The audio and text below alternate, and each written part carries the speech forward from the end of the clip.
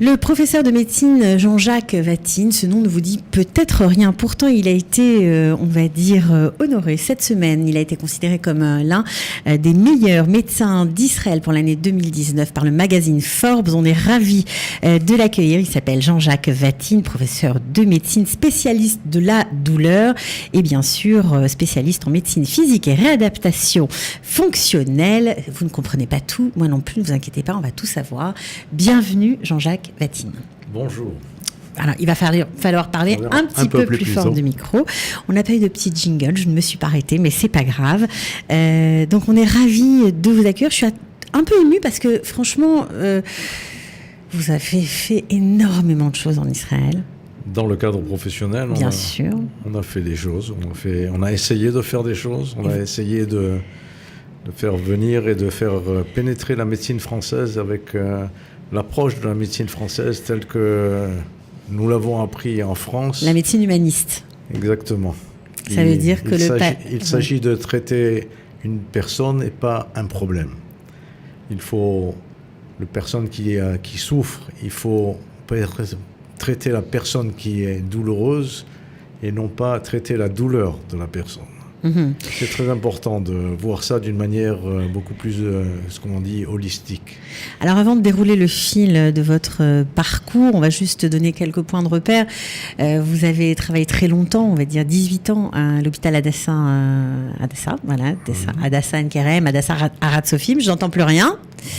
Ça coupe, Hadassah Haratzofim. Aussi, vous avez travaillé à l'hôpital Rehout, également à peu près le même nombre d'années. Oui. Je vais faire maintenant, finir les 18 ans au centre hospitalier de Rehout. Voilà. Rehout, c'est à Tel Aviv, c'est pas Rehout. C'est souvent confondu, mais c'est en plein Tel Aviv. Il s'agit d'un hôpital de rééducation fonctionnelle de 360 lits qui est en fait à côté de Nokia, la reine de sport de Maccabi Tel Aviv. Mmh. Alors vous avez aussi créé, on va dire, une consultation pour la douleur, en tout cas participé à cette consultation, vous en étiez aux prémices et vous avez aidé par vos travaux à la création d'une spécialité de la douleur. On a beaucoup travaillé là-dessus pendant de nombreuses années jusqu'à ce que la douleur soit reconnue comme une nécessité d'être traitée en Israël. Je sais qu'en France ça n'existe pas. Il y a eu, depuis les années 90, un réveil en France au niveau de la douleur sur tous les points de vue, sur le point de la recherche essentiellement, mais après également sur le plan de la pratique. Mais actuellement, l'algologie telle qu'elle est définie en France n'est pas encore reconnue comme une spécialité médicale. C'est fou. Et en plus, ce que vous m'avez appris, en tout cas rappelé, c'est que la première consultation antidouleur, on va dire, en Israël, date d'il y a très très longtemps par rapport à la France, qui était très en retard. En 1967, ça a été créé à la suite de la guerre. Madame professeure Florella Magora, a créé donc la première consultation pour traiter les gens qui souffrent à Hadassah. Ok, et en France c'était beaucoup plus tard. En France, on n'avait aucune idée. Alors qu'aux États-Unis, c'est né en 1950. Alors la France, combien de retard dans les années 90? Énormément de retard. Dans les années 90, ça a commencé très en retard. D'accord. Bon, on n'imagine pas, parfois, et pourtant. Alors, évidemment, vous avez fait beaucoup de choses. On va essayer d'en savoir encore un peu plus sur vous. Vous êtes arrivé, alors ça, c'est assez extraordinaire quand même, parce que vous êtes arrivé à l'âge de 33 ans, vous étiez déjà gériatre, installé, et... Marié, 2 enfants. Marié, 2 enfants, et c'est une spécialité qui n'existait pas en Israël, mais vous ne le saviez pas. Non, ça a été ma première prise de conscience avec ce qui se passe parfois en Israël. C'est que les choses, elles ne sont pas toujours très claires, surtout au début quand on fait son alia. Mais le principal, c'est de se mesurer aux difficultés et de trouver le chemin pour pouvoir continuer à faire ce que l'on veut faire. Alors, la gériatrie, quand je suis arrivé, elle existait sur le papier, mais elle n'existait pas en soi. Ça m'a pris près d'1 an et demi. Et ça veut dire quoi, elle existait sur le papier et pas en soi? Parce que d'une manière légale, il y avait parmi la liste des spécialités la gériatrie. Ok. Quand j'ai fait mon alliage, j'ai fait ma demande pour être reconnu en tant que spécialiste de gériatrie, et je ne recevais toujours pas de réponse du comité scientifique. Ça passe, je rappelle, pourquoi ça vient pas, ça va venir. Comme on dit toujours, un peu de patience, sauve la nôtre, c'est la devise. C'est la base. Mais les choses, elles avançaient pas, jusqu'à ce que finalement, je finis par apprendre que, en fait, la personne avec laquelle je travaillais à l'époque à Télachaumer, elle était en train de fonder la gériatrie d'une manière pratique. Sur les textes de loi, ils existaient, mais il fallait appliquer et les mettre en marche. Et donc ça a été créé en 1983, c'est-à-dire après que je sois arrivé en Israël. Oui, parce que vous êtes là depuis très longtemps. 1982. Un an plus tôt. Un an plus tard, mais bon, il faut... En tant qu'Olé Khadash, c'était un peu compliqué de faire ça. De faire ça, très compliqué, j'imagine. Alors, avant de raconter votre parcours médical, j'aimerais savoir pourquoi, tout simplement... alors, vous étiez installé, vous veniez de monter votre cabinet, vous êtes de la région de Nice, ça marchait plutôt très bien pour vous, vous auriez pu continuer sans problème, vous voyez déjà la perspective d'une vie dorée, les doigts de pied en éventail, mais en travaillant beaucoup aussi, mais... un confort de vie évident. Pourquoi tenter cette aventure israélienne? Vous n'étiez pas religieux? Non, je n'étais pas religieux. Il n'y avait pas beaucoup de tradition, c'est le moins qu'on puisse dire à la maison. Mais il y avait cette notion de sionisme. Cette notion sionisme qui vient de notre père, essentiellement, qui, lui, a été pendant la guerre avec le général de Gaulle, était en Israël, et à l'époque en Palestine. Et quand il est revenu de Palestine, il a voulu absolument il était déjà marié, il a voulu absolument que ma mère vienne avec lui le rejoindre pour partir en Palestine. Ma mère qui était restée en France pendant toute la guerre, s'échappant à droite et à gauche et faisant toutes sortes d'actions. Elle n'était pas du tout d'accord pour quitter la France. Et donc ils sont partis, ils ont fait un compromis, ils sont partis de Paris pour s'installer à Nice en 1947. Et c'était en fait le premier pas pour partir pour Israël. Mais il nous a fait ça rentrer dans la tête d'une manière très profonde. Et on a toujours été sionistes. Moi, j'étais au ZEI depuis l'âge de 6 ans et demi. Ouais, vous étiez même le copain de Joe Citruc. Oui, Joe Citruc. Alias Joseph Citruc, le Rav Joseph Citruc, voilà, le grand rabbin de France. Le grand rabbin de France qui était à l'époque mon chef de troupe. Et avec lui, j'ai commencé à apprendre un peu plus que ce que c'était le judaïsme, parce que pour moi, le judaïsme, c'était être juif, c'est être un membre du peuple juif, mais pas au niveau de la Torah. Ouais. Alors, lui vous a appris quelques rudiments, comment mettre les téphilines, par exemple. Par exemple, qu'est-ce que ça voulait dire, qu'est-ce que c'était la tefila, comment c'était conçu, et puis comment, avec le charisme extraordinaire qu'il avait, on a introduit ça dans nos activités au ZEI. Ça a commencé par le bench qui rentrait d'une manière orthodoxe, le Birkat Hamazon, on appelait ça le bench à l'époque. Et puis les prières du matin, etc. Alors, il vous a sensibilisé à votre judaïsme, c'est quand même pas votre militantisme au ZEI qui a fait que vous êtes monté en Israël, puisque non, pas du tout, puisque vous avez fait vos études de médecine, vous êtes installé, etc. Alors, qu'est-ce qui s'est passé? Il y a bien dû avoir quelque chose. J'ai également connu ma femme. Ah, voilà. Qui a une. Il y a souvent des femmes visionnaires. Absolument. Elle venait de Tunisie. Pas très longtemps en France, 9 ans en France quand on s'est connus. Et puis, non, même moins que ça, beaucoup moins de ça, je veux dire. 5 ans en France. Et puis elle me disait, pourquoi tu parles toujours du sionisme et on reste en France? Elle est pas du tout... elle connaissait l'Israël comme l'endroit où il y a le peuple juif. Donc il y a un État pour le peuple juif. Pourquoi nous, si on est du peuple juif, on doit rester en France? Elle ne comprenait pas ce que ça se passait. Et moi, je n'arrêtais pas. En fait, je lui ai enseigné ce que c'était le sionisme. Mais elle ne comprenait pas pourquoi on Elle avait restait envie dedans. de concret, comme souvent les femmes, Voilà. c'est souvent comme ça.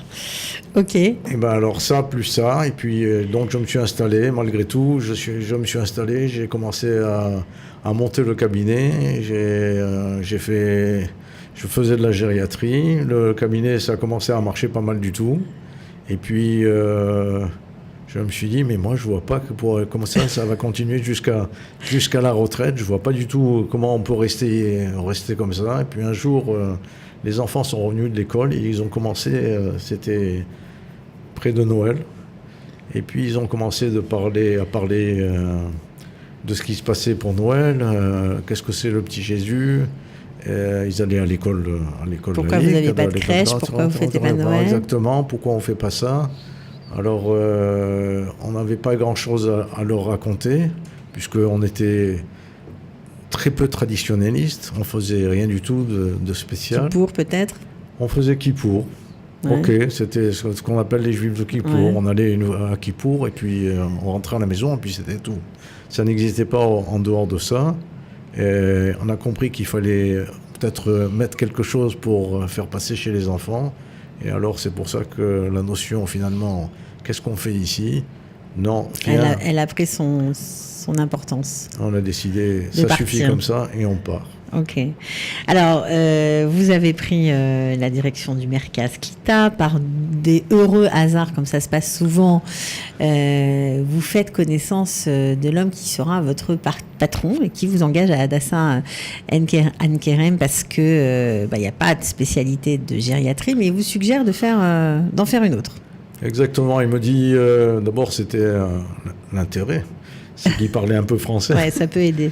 C'était- Vous l'avez rencontré par un autre Lechadash, en fait. Ah oui, c'est ça qui est absolument, assez c'était rigolo. un médecin qui était au Torino, qui est venu me voir au Merkaz Klita pour savoir qu'est-ce que ça veut dire de faire son alia et d'habiter au Merkaz Klita. Et puis il avait rendez-vous avec ce patron qui en fait n'était pas du tout dans son domaine, mais qu'il avait connu quand il était à Paris en année sabbatique. Et alors il est venu lui rendre visite. Il me dit, viens, accompagne-moi. Je lui ai dit, oh, ok, je t'accompagne. Je suis arrivé chez lui, on a eu ce qu'on appelle une espèce de coup de foudre ensemble, c'est le fit sur le plan professionnel.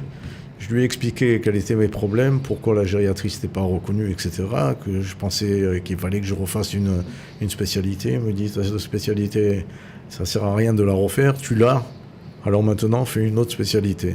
Et en plus, j'ai pour toi la possibilité de te donner un poste. À l'époque, l'histoire des postes fixes, c'était une grande histoire. Oui, c'est vrai, parce qu'avec vous, on traverse l'histoire d'Israël et surtout de la médecine en Israël, parce qu'à l'époque, les gens n'avaient pas de poste fixe. Même quand on partait en Miloum, on pouvait revenir, et puis on ne savait pas où on allait travailler, on pouvait se retrouver sans rien, quoi, du jour au lendemain. C'était terrible. Ouais, c'était quelque chose de très... Puis en plus, on ne gagnait pas son argent. Hein. On gagnait rien. C'était très difficile de vivre en tant que médecin. Hein. Et il fallait vraiment avoir le sacerdoce. Vraiment avoir le sacerdoce et avoir la possibilité. Quand j'ai fait mon alliage, j'ai également fait toutes sortes de petits boulots à côté. Hein. En dehors de la médecine, parce qu'en tant que médecin, je pouvais pas à Hadassah, je pouvais pas travailler en dehors de Hadassah. Vous faisiez quoi à côté? Je faisais de la menuiserie, je faisais des réparations, je faisais de la peinture. Sérieux? Ah oui, absolument. Combien de temps? Oh, ça a duré 2-3 ans au moins. Ouais. Alors, c'est quand même assez incroyable parce qu'en plus, quand ce professeur vous prend en sympathie, il faut le dire comme ça, en fait, ça se passe toujours comme ça dans ces moments-là, vous ne parlez pas super bien l'hébreu. Non, ça c'est le moins qu'on puisse dire. Même pas du tout. J'ai commencé, en fait, j'ai fait un ulpan de 4 mois et demi. Et puis, pour des raisons, on est venu me chercher parce qu'ils avaient besoin de quelqu'un quand j'ai commencé à Tel HaShomer. Enfin, peu importe. Avant Hadassah, vous avez commencé d'abord à Tel HaShomer. J'ai travaillé 1 an et demi à Tel HaShomer. Ils avaient besoin ils recherchaient quelqu'un qui, justement, faisait de la gériatrie. Mais comme j'étais très en colère par rapport à ce qui s'est passé, parce qu'ils ne voulaient pas me reconnaître la spécialité. Votre spécialité.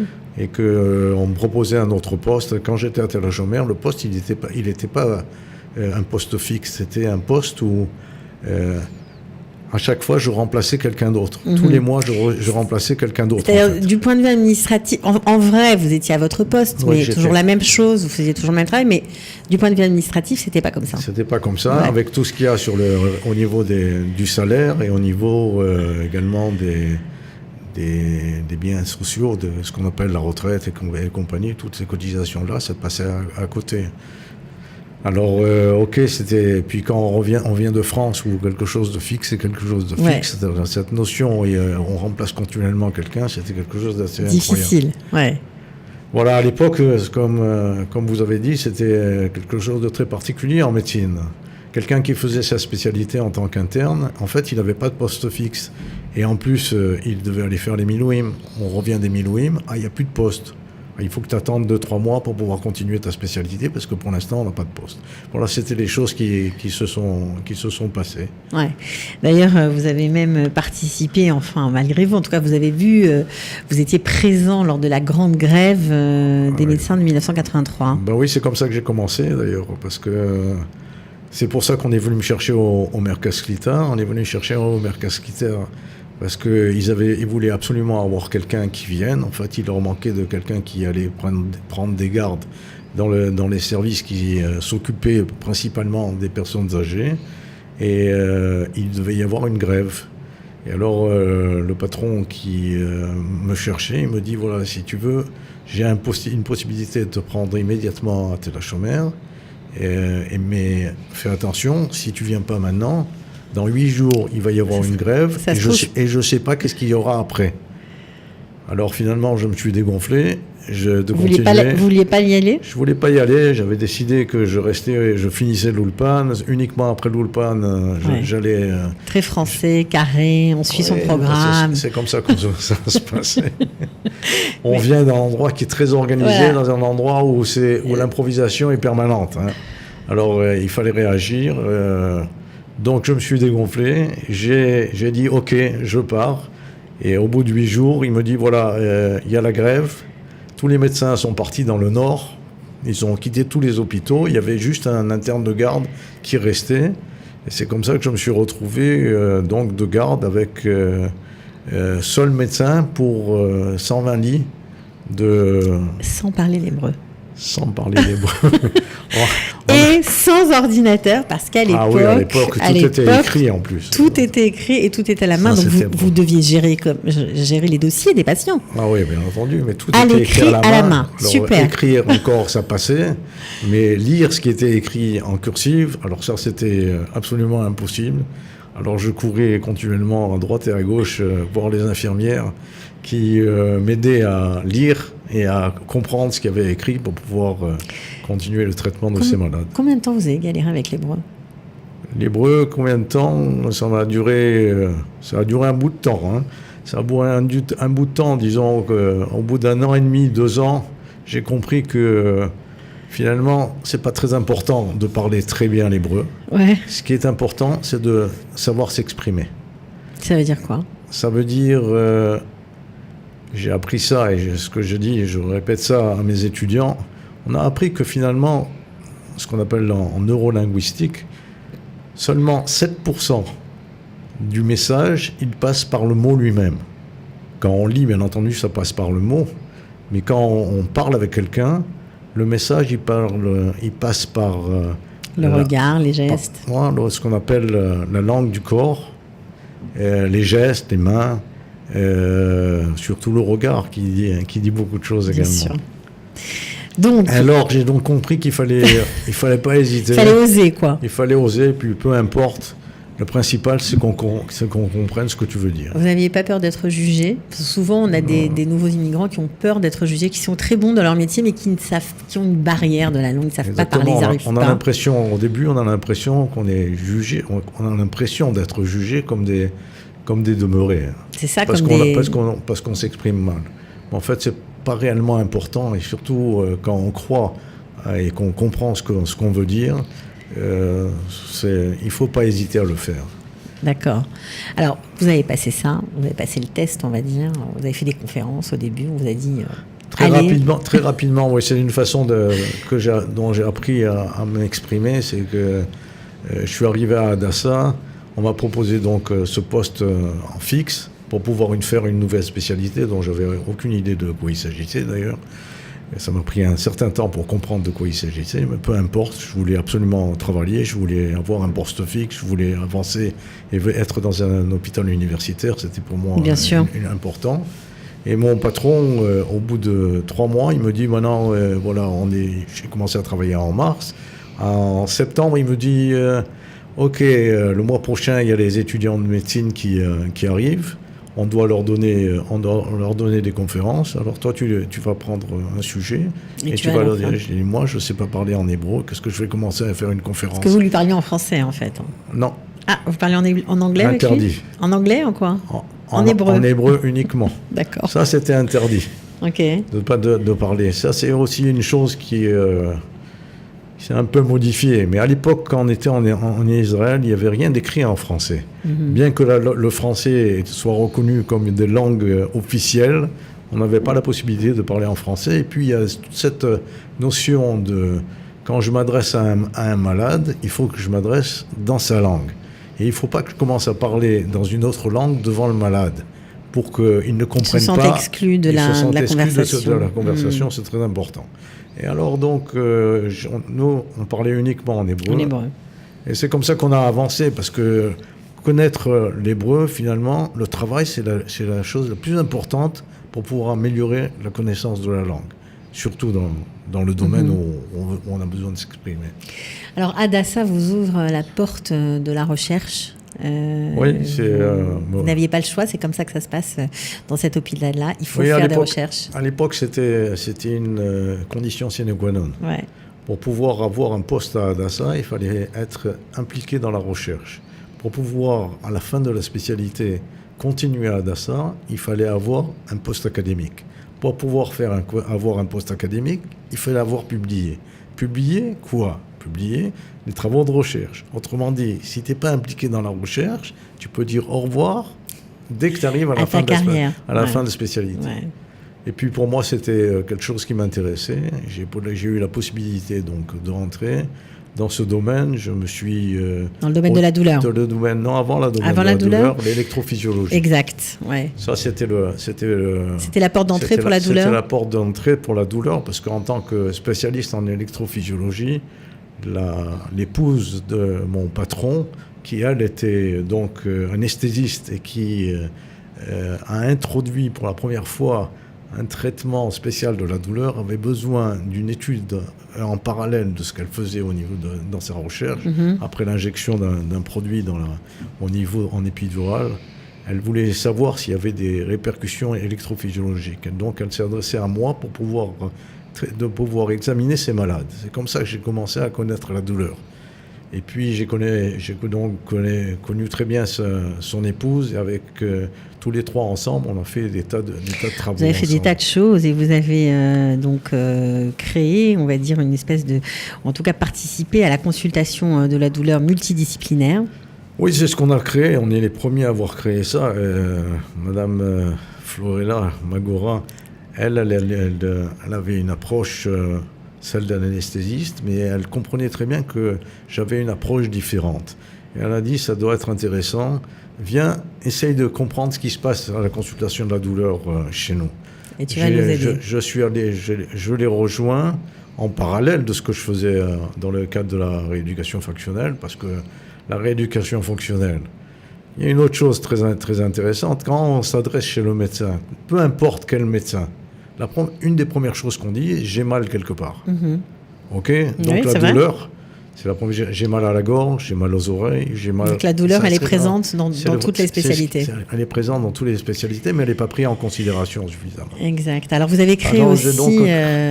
J'ai donc rejoint Madame Magora dans sa consultation. J'ai vu que nous pouvions apporter quelque chose qui était un mélange de l'approche humaniste à la française, mais également avec les connaissances que nous avons sur des tas de domaines qui n'étaient pas très appréhendés chez les anesthésistes. avec particulièrement tout ce qui est douleur musculo-squelettale, ce qui est douleur avec des problèmes orthopédiques. Il n'avait aucune notion de comment faire pour faire ça. Et donc on a créé à Hadassa la première consultation de la douleur qui était multidisciplinaire.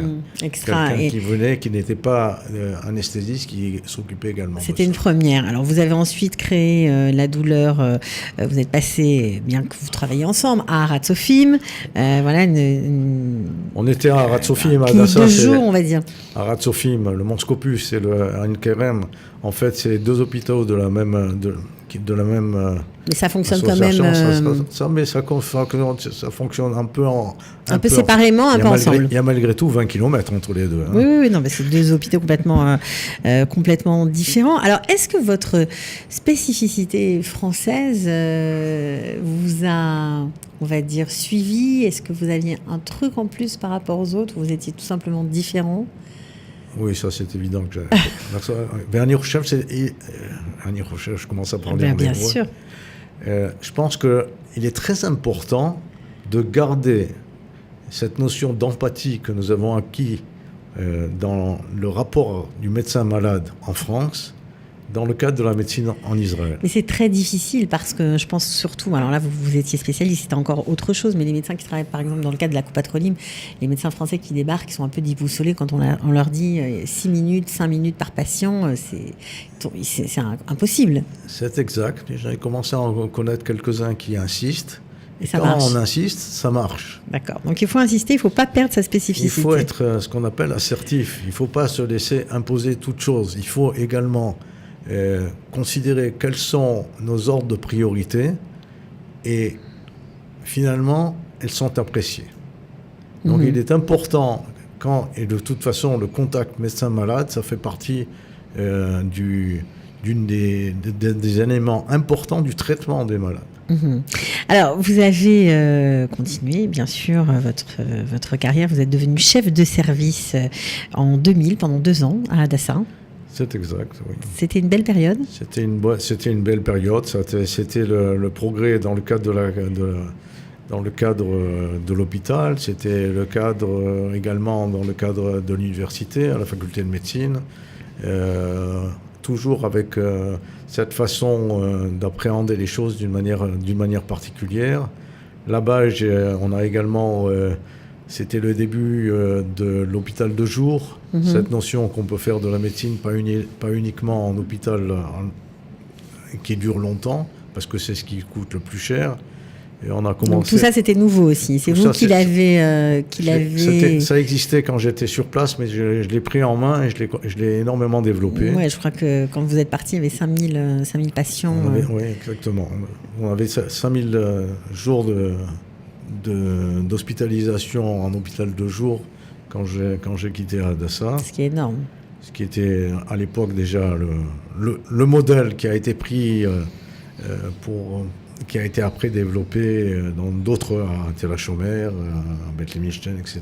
Toute cette notion de pouvoir faire les choses adaptées aux malades. Cette notion également, c'était toujours très important pour moi. Ouais, pas voir les choses comme succession de problèmes, de voir les choses par petits morceaux, mais dans son ensemble. Exactement. Ouais.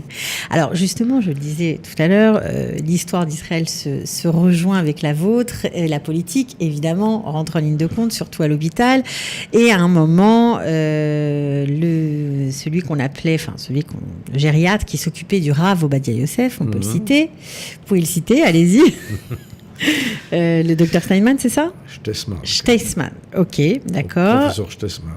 Ok, a voulu imposer la gériatrie à Hadassa comme spécialité. Alors c'était marrant parce que moi j'étais gériatre et puis après ça s'est développé la gériatrie. C'est vrai qu'il fallait le faire rentrer à Hadassa. J'étais tout à fait pour.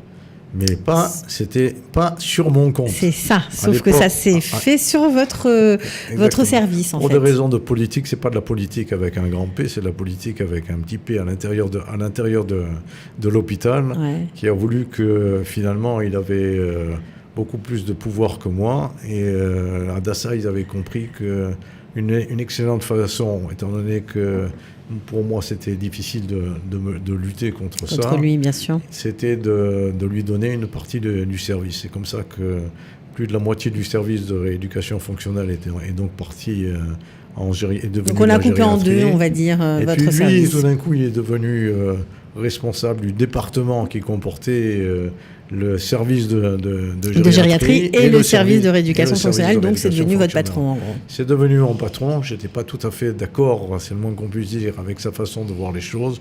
Lui, je comprends très bien qu'il voulait développer la gériatrie. Des 60 lits qu'on avait au départ, on est passé à 30. Des 30, on est passé à 20. Je dis, ça suffit. Je ne suis plus d'accord du tout. Et cet antagonisme a fait que vous êtes parti. C'est-à-dire, je ne peux pas continuer comme ça. Alors justement, c'est très important de parler de ça parce qu'il y a beaucoup de médecins français qui arrivent. Alors soit ils arrivent au début avec de grandes capacités, ils veulent se faire reconnaître, mais ils n'ont pas tellement l'art et la manière parce que ils arrivent un peu parce que les règles le nez en l'air. Et puis les règles du jeu sont différentes. Voilà. Alors ça, c'est important d'avoir votre conseil peut-être sur ça. Oui, et même au cours de la carrière. Il faut comprendre les choses. De toute façon, il faut être assertif. Il faut savoir, il faut être persuadé que tu sais de quoi tu parles, que tu sais ce que tu veux, et puis ne pas hésiter à pousser les choses en avant. Moi, qui t'appartient. J'avais une position qui était très j'écoute, je regarde, on me dit quelque chose. Ça a été pendant un certain temps jusqu'à ce que je comprenne que si je dis toujours oui, ça ne marche pas comme ça. Il faut que j'ai pris de la confiance en moi. Je comprenais beaucoup.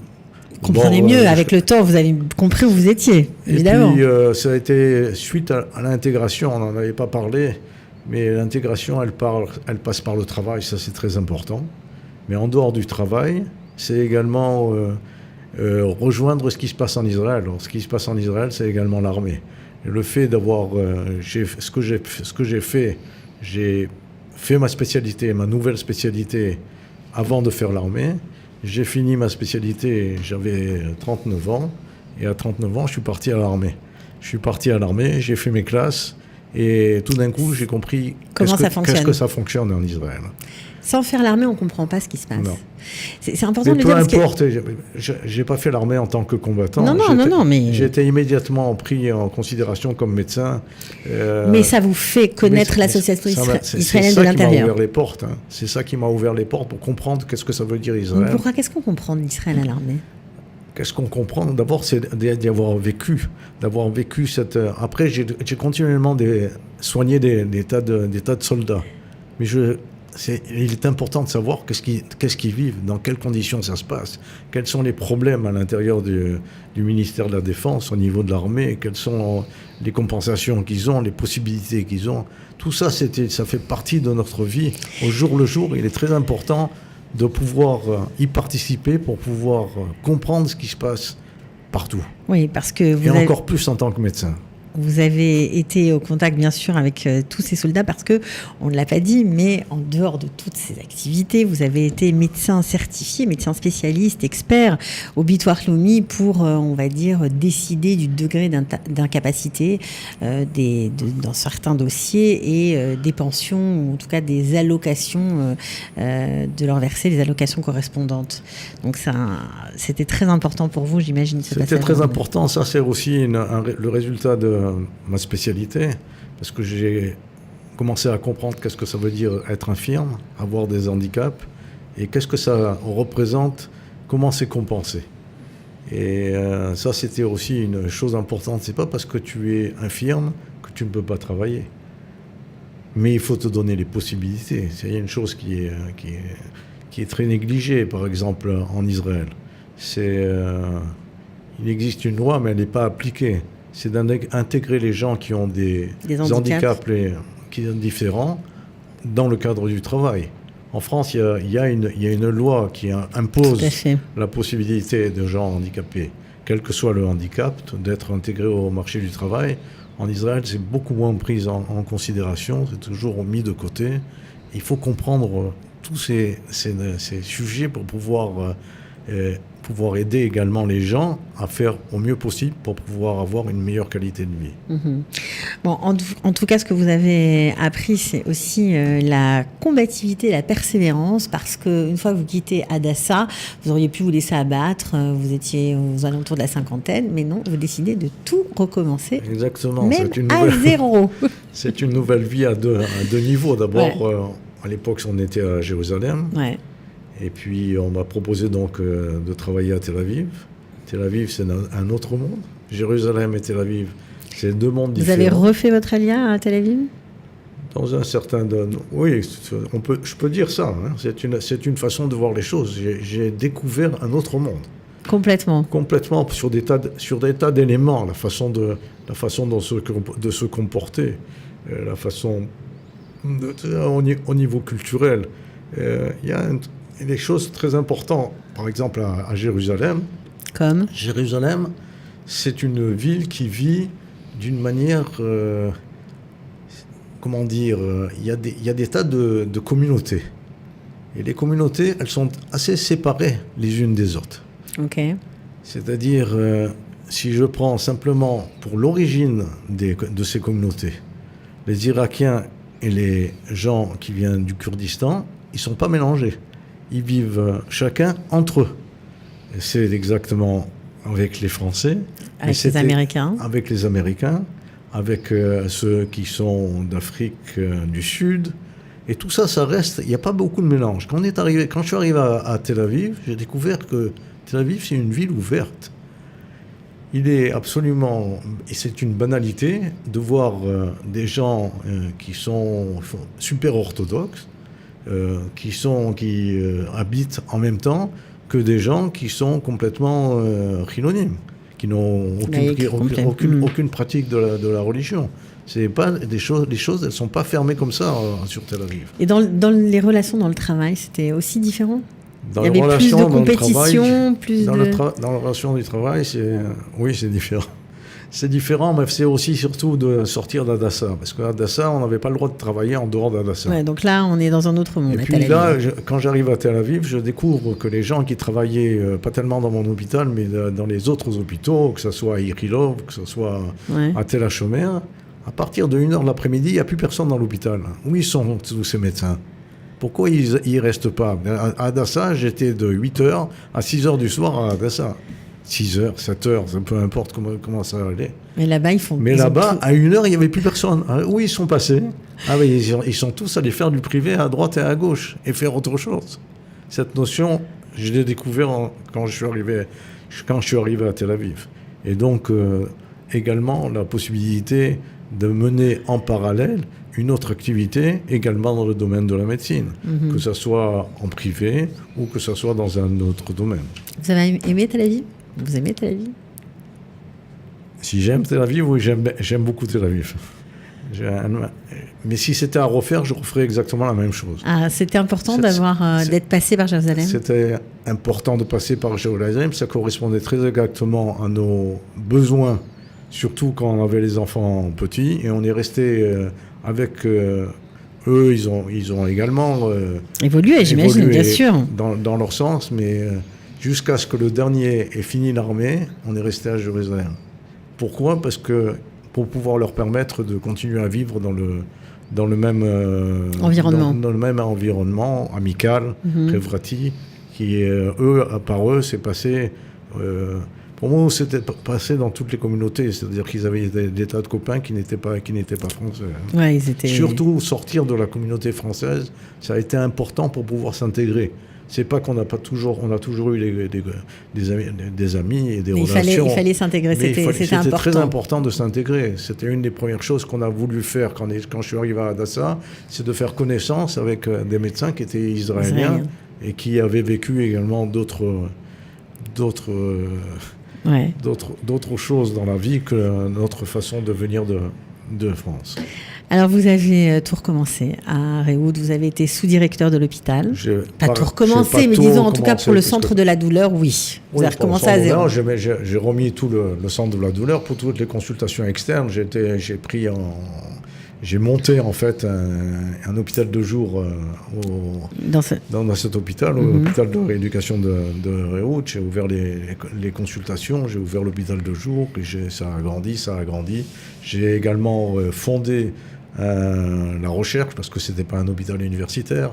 Il a fallu se faire reconnaître pour la spécialité.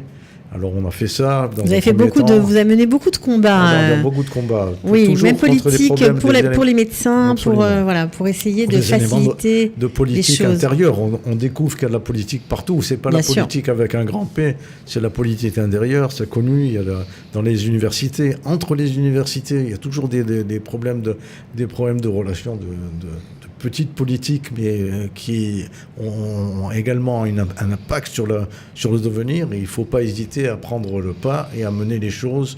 On a besoin de gens qui poussent les choses en avant. Bon, alors aujourd'hui, vous allez bientôt prendre votre retraite. Mais enfin, bon, je ne sais pas si ça va être une retraite très oisive. Ça m'étonnerait. Bon, je ne sais pas. Je crois que vous avez fait encore beaucoup de choses. Voilà. Actuellement, ça fait un bout de temps que j'ai l'âge de la retraite, mais je continue à travailler. Bien sûr. J'ai arrêté une partie de mes fonctions en tant que sous-directeur de l'hôpital. J'ai mis de côté. J'étais également, bien entendu, directeur de tout ce qui est les consultations externes. J'ai également mis tous les éléments administratifs de côté pour continuer à l'hôpital maintenant d'une manière plus relax.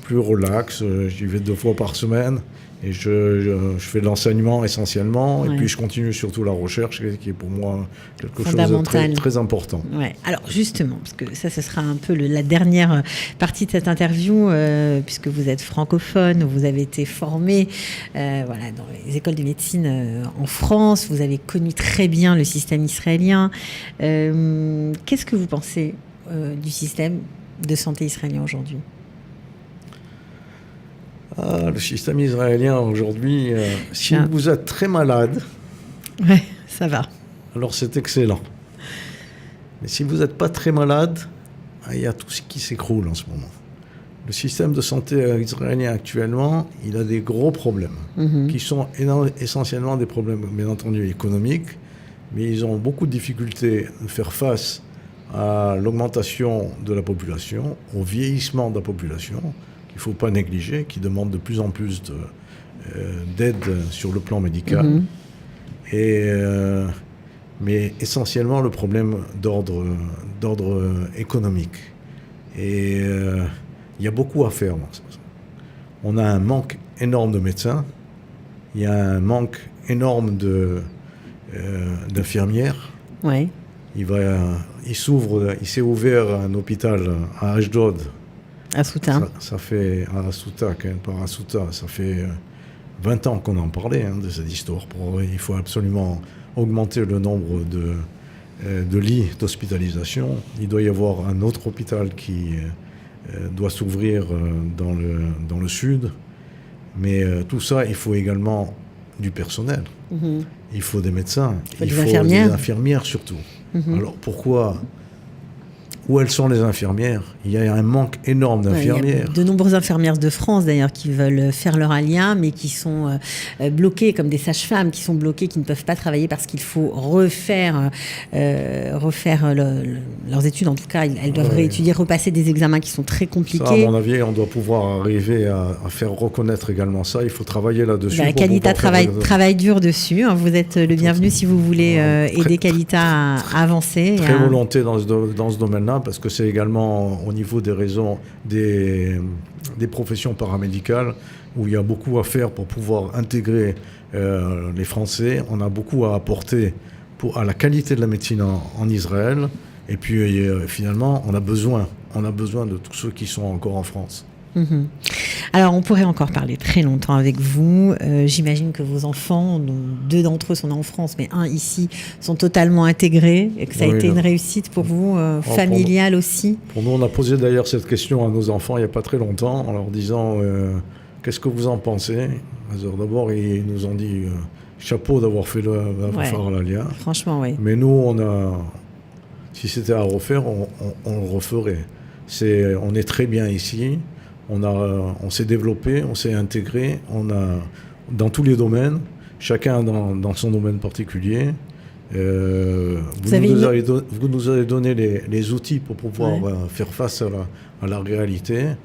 Et on a une qualité de vie qui est extraordinaire. Vous avez une autre vision de votre judaïsme, de votre identité aujourd'hui ? Une autre vision, oui, j'ai une autre vision, mais enfin ça c'est également des éléments personnels. Mais bien sûr, mais évidemment. D'un milieu qui était complètement laïque, quand on était en France, j'ai fait Chazara Betchouva, mais pas classique. J'ai fait un processus qui était beaucoup plus graduel. Je me suis mis, entre autres, à respecter le Shabbat, le jour où j'ai compris qu'en fait, je travaillais 7 jours sur 7, 24 heures sur 24, et qu'il est important de pouvoir faire autre chose. Et de pouvoir faire autre chose, de se consacrer à d'autres éléments. Il y a aussi un autre élément, je voulais raconter. Moi, mon retour vers le judaïsme en tant que pratique, au niveau de la pratique, il s'est fait quand j'ai rencontré Lebovitch, dont la sœur était hospitalisée dans mon service à Hadassah. Et lui, il venait la voir, Professeur Lebovitch, bien sûr. Professeur Lebovitch, il venait la voir pratiquement tous les soirs, mais quand j'étais de garde, j'ai eu de nombreuses conversations avec lui. J'ai eu de nombreuses conversations avec lui et son approche, elle était celle qui m'a emballé. J'ai toujours pas une approche mystique au niveau religieux, mais pour moi, le judaïsme, c'est la façon morale de se comporter. Il faut se comporter d'une certaine manière et c'est appliquer finalement les règles de la Torah pour pouvoir vivre réellement en tant que peuple juif et non selon une culture étrangère. C'est la culture qui nous a été donnée, c'est les bases de notre façon de nous conduire qui doivent être imprégnées des lois de la Torah. Bon, écoutez, on va finir comme ça. Quel joli parcours. Merci beaucoup d'être venu, vraiment. C'est avec plaisir, et c'est avec plaisir que j'aiderai tous les gens qui ont besoin. Et en effet, maintenant que je suis arrivé en fin de carrière, vous avez un peu plus de temps, on va dire. J'ai plus de temps. Ce que je veux faire, c'est faire un maximum pour pouvoir aider les gens qui viennent dans le cadre médical et paramédical pour pouvoir d'abord se faire reconnaître et également faire face aux difficultés qu'il y a dans le pays. Ok, merci beaucoup et à très bientôt. À très bientôt. Ciao. Ils ont relevé le défi de l'Alia. Alia Story, c'est vous, c'est nous.